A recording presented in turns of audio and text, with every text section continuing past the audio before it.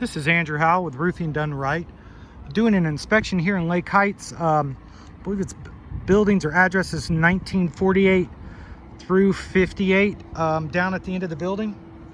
Upon boarding the roof, the first thing I started seeing were broken shingles.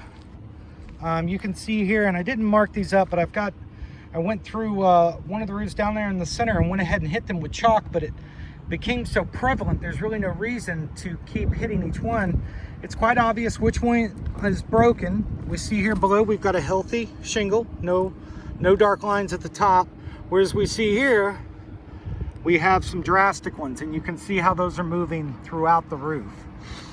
I'm seeing that located on almost all slopes.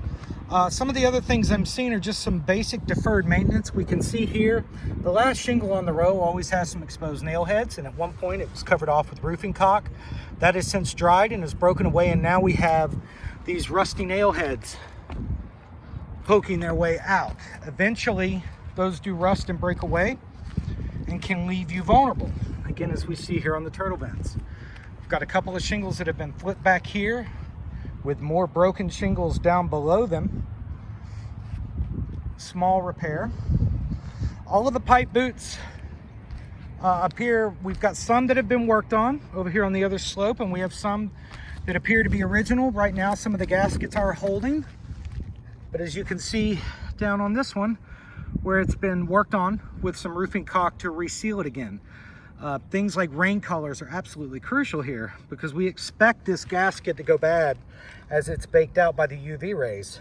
And as opposed to having to make a very intricate repair to pull the boot, pull the shingles around the boot, and make the replacement, it would be nice just to remove the rain collar and place a new one on, which is exactly what we would do as we move forward into a replacement, to make sure that maintenance is far more controlled in the future and a lot more budget friendly.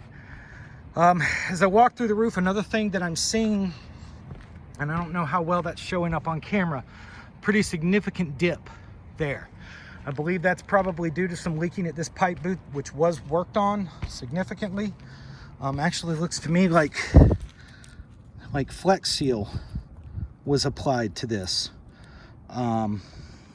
Yes, I'm talking about the infomercial Flex Seal is what this reminds me of. So we've probably got some real soft wood in that general area where the water has compromised the decking. As we roll through, again, more broken tabs on almost all slopes. We've got some cracking that's starting to take place across the ridges. Main reason for that being that these are not actual ridge shingles. They're 3-tab shingles that were cut to shape and bent over the top. That shingle was never made to bend. Therefore, it was always going to crack once you got down the line. Want to make sure we bring in the right product for that, which would actually be a Pro Edge shingle that's meant to bend over the ridge without cracking. Again, multiple broken tabs.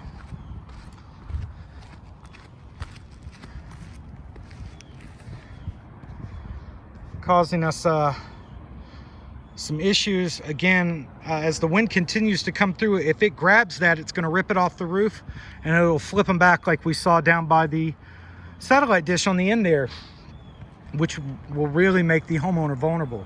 We have had some very small hail come through, pea size if you will. Nothing in my opinion that would cause any significant damage to roofing products.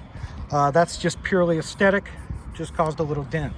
So you can see here, this is the one roof I decided to mark up. Everywhere you see a white line is where we have a broken shingle. So that's somewhat alarming when you're looking at numbers that high.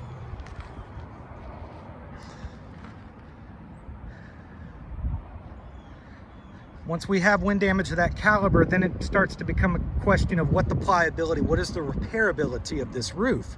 Can we get the shingle above lifted with a new shingle in without causing a domino effect of damage? Based off what I'm seeing with the algae, this tells me these roofs are definitely 10 plus years old, and I don't know that they really do have too much repairability. And we've got our exposed nail heads. You can see this one's just really started to become exposed because it has not rusted yet. Lots more broken shingles. But there's definitely some deferred maintenance on the roof. We have a tremendous amount of broken shingles on all slopes. We have some missing shingles in multiple spots, as you see here. Also, just some few touch-up basic maintenance, as you can see here, how the fascia board is breaking free from the siding. We've got these exposed nail heads in here, along with the open holes. And that absolutely makes the community vulnerable, especially during a heavy rainstorm with a lot of wind behind it. More broken tabs. So at this point, I'm going to conclude the video. We've seen damage and maintenance issues really all across the building. At this time, I would encourage you to probably reserve how many people you let climb on the roof. With this many broken tabs, someone can step on one of these and break it free pretty easily, which would expedite the need to make repairs or replacements, depending on what you guys decide to do. I definitely think, though, that there's a mountain of issues really that need to be addressed. This is the only rain color on the building I've seen so far, which has been used to cover up the original boot and create a new gasket at the top. But other than that, I want to thank you for the opportunity to do this inspection for you. Again, my name has been Andrew Howell with Roofing Done Right.